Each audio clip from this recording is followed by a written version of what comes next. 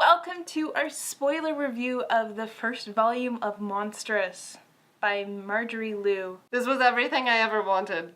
Oh my god. It was everything I wanted it to be and better. Yes. Oh, I think the first thing we need to talk about is the art for this series because holy freaking crap. I read it twice today, actually. Oh my god.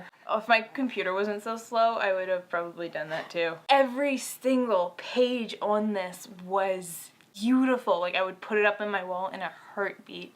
I love the style. It's so unique. It's kind of like anime, art deco, steampunky, all rolled into this classy package. It was very classy. Like, It just, like, the character designs and, like, the styles of all their clothes, you're just like, I want to cosplay that, and I want to cosplay that, and I want to cosplay that, and I think this will just be my new bathrobe.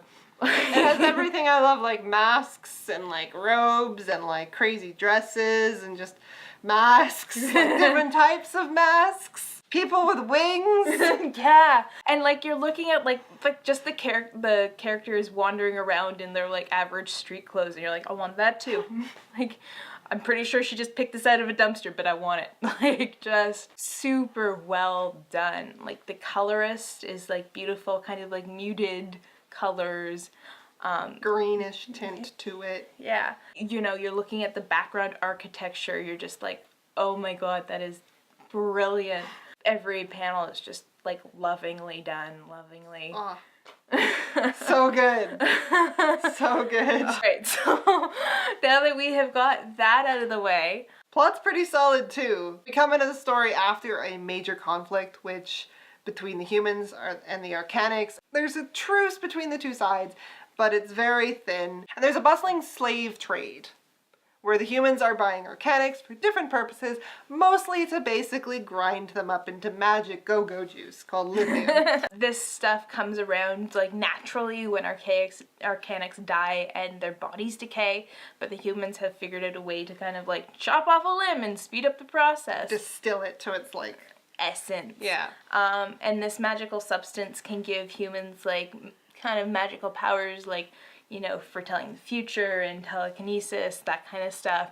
Also heal, bring certain people back from the dead if you do the right ceremony, or even if you get like a pure enough form of it, like extend your life. So our main character, we're introduced to her being sold. The auction ends up being interrupted by a witch nun showing up to like claim all of them to be donated to her foundation so she can use them to experiment with.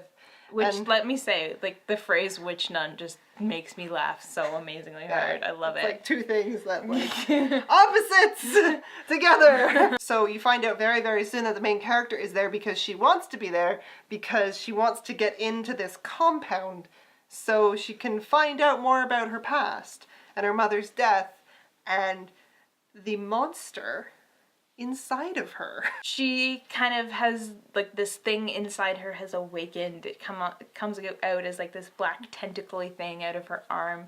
And it kind of drives her with, like, this insane hunger. For a while, she's, like, blacking out when she, like, feeds on things, but eventually it just starts feeding directly. But, so you find out she's got this whole past where her mother was doing these experiments with the humans, and they were digging something up, and her mother has died, and her mother did something that was very, very awful to her that she doesn't remember. She doesn't even realize that while she's digging for her past, and she finds out, oh, something horrible has happened, but I do not know what. And she originally thinks it's because of it's the monster in her, that she's been cursed with this monster. And the monster, who's like one of the best characters, is like, no, I'm like trapped in your family line. Like, I was not your problem. We were gonna be stuck together eventually. This thing is gonna make both of our lives difficult. So yeah, we should probably work together. Hey, give over control. Hey? Hey. Hey, let me do it. I can do this better. As she's like interrogating the people she wants to interrogate, she finds this piece of an ancient mask, which the monster does not like. It's kind of like set off a chain reaction.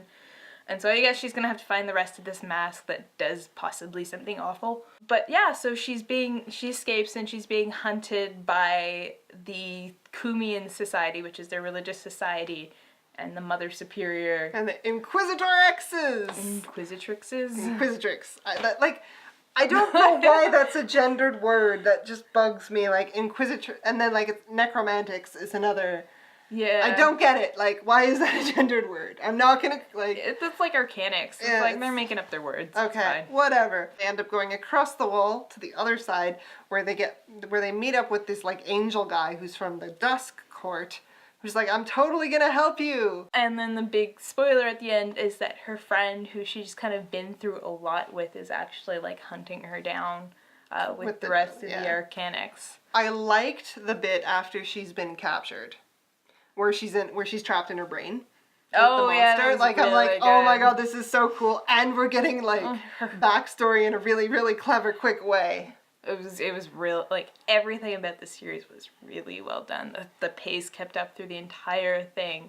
The art just, like, made you, like, stop and just stare at the page, so you're just, like, distracted while you're reading it. I found that I was going back when I was reading to, like, reread sections. Not that it's hard to follow, it's just they do drop a lot of terminology on you.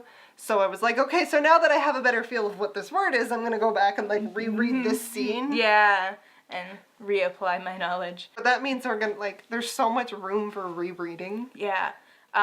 They also, too, at the end of each comic, give you, like, a little history lesson by Professor Tam Tam, which is one of the talking cat characters. Again, talking cat, so you're like, yes!